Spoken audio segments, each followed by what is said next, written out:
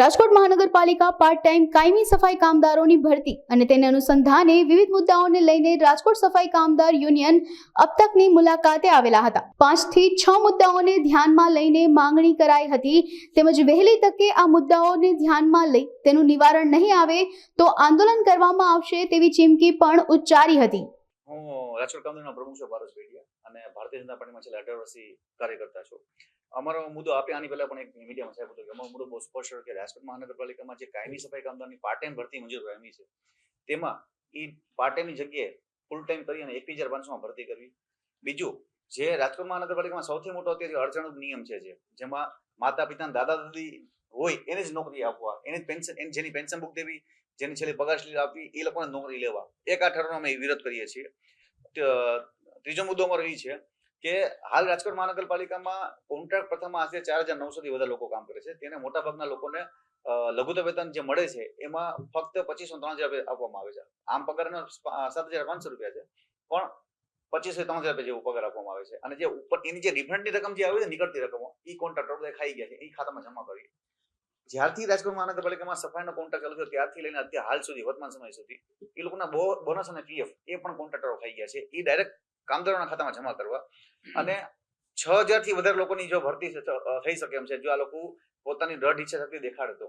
અને મૂળ આમાં જે કૌભાંડો થયા છે, હાલ જે 532 લોકોની ભરતી મંજૂર થઈ છે એમાં આખા ગુજરાતમાં ક્યાંય એવા નિયમ નથી કે ભાઈ દાદા દાદી નોકરી કરતાની પેન્શન બુક આપવી। આ તો ઓલરેડી વારસદારનો નિયમ છે જે રાજકોટ મહાનગરપાલિકા હાલ ચાલુ છે, વારસદારનો નિયમ। એની જગ્યાએ ઓપન ફોર ઓલ ભરતી રાખવી કે દાદા દાદી વાળો નિયમ નીકળશે તો બધા લોકો ફોર્મ ભરી શકશે। એટલે અમારી સ્પષ્ટ માંગણી છે કે રાજકોટ મહાનગરપાલિકા પાર્ટ ટાઈમ સફાઈ કામદારની ભરતીમાં એક માતા પિતાના દાદા દાદી વાળો નિયમ છે રદ કરવો અને પાર્ટ ટાઈમની જગ્યાએ ફૂલ ટાઈમ 21,500માં ભરતી કરવી અને પછી કાયમી ધોરણે ભરતી થાય એવી અમારી માંગણી છે। ઇન્વર્ટ નંબર સહિત આપણે અરજી જે આપી છે એમાં ઇન્વર્ટ નંબર સહિત આપણે રજૂઆતો કરેલી છે કે ભાઈ આટલા આ તારીખે અમે ઇન્વર્ટ નંબર આ સિક્કા મરાવે અહીંયા આપી રજૂઆત કરી, છતાં હજી એનો નિવડો આવ્યો નથી। જો આવનારા દિવસોમાં આમાં અમને યોગ્ય પ્રત્યુત્તર આપવામાં નહીં આવે તો અમે લોકો ઉગ્ર આંદોલન કરવાના છીએ અને જરૂર પડે તો રાજકોટની તમામ સફાઈ કામગીરી બંધ કરવાના છીએ। રાજકોટ મ્યુનિસિપલ કોર્પોરેશનમાં જે ભરતી સંદર્ભે જે અસમંજસતા ઊભી થઈ છે અને જે રીતે શોષણ કરવા માટેની એક ઠરાવ કરવામાં આવ્યો છે જનરલ બોર્ડ દ્વારા, જેના કારણે માનનીય વસરામભાઈ ને પારસભાઈ આખી વાત કરી।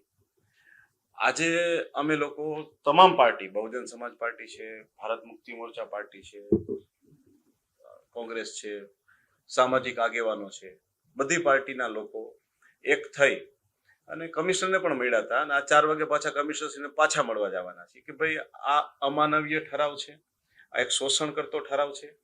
જો આ ઠરાવ કરવામાં આવશે તો સામાન્ય ગરીબ મધ્યમ વર્ગના લોકો, વિધવા, ત્યક્તા, બેરોજગાર લોકો રહી જશે।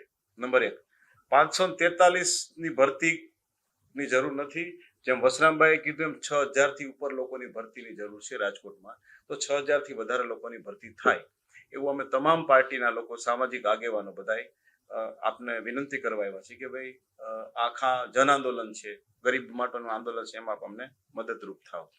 બીજા નંબરમાં કે જો આ લોકો પોતાની જીદ ઉપર અડા રહેશે કે જે ઠરાવ કર્યો છે એ જ અમે માન્ય રાખશું અને 6,000ની ભરતી નહીં થાય તો આવનારા દિવસોમાં તમામ રાજકીય પાર્ટીઓના લોકો, હજી આથી પણ અમે બહુ વહેલા નીકળ્યા છે, હજી ઘણી પાર્ટીઓ જોડાશે આમાં, તમામ રાજકીય પાર્ટીઓના લોકો સામૂહિક રીતે ત્યાં સુધી આંદોલન કરશું જ્યાં સુધી આ ઠરાવ રદ નહીં થાય અને નવો ઠરાવ મ્યુનિસિપલ કમિશનર દ્વારા કરવામાં નહીં આવે। રાજકોટ મહાનગરપાલિકાના શાસકો દ્વારા જે અમાનવીય ઠરાવ છે એ અમે એવું કહેવા માંગીએ છીએ કે એ ઠરાવ છે એ વારસાઈ માટે ચાલે, નો ડાઉટ, અમને એને હારે કોઈ પ્રોબ્લેમ નથી। અમારો પ્રોબ્લેમ એ છે કે અત્યારે 6,000 ઉપર લોકોની ભરતી થવી જોઈએ, 532ની નહીં, અને હાલ જે 532ની ભરતી કરી રહ્યા છે સિલેક્ટેડ લોકો છે અને એમાં તે લોકો નક્કી કરી એના 3-3 લાખ રૂપિયા અમારી પાસે રેકોર્ડિંગ છે। જ્યારે જે લોકો કહે છે ખુલ્લેઆમ રેકોર્ડિંગ સંભળાવશું કોણ કેટલા રૂપિયા ક્યાં ક્યાં લે છે, તમામ પ્રકારના આધાર પુરાવા સાથે અમે રજૂ કરીશું। પણ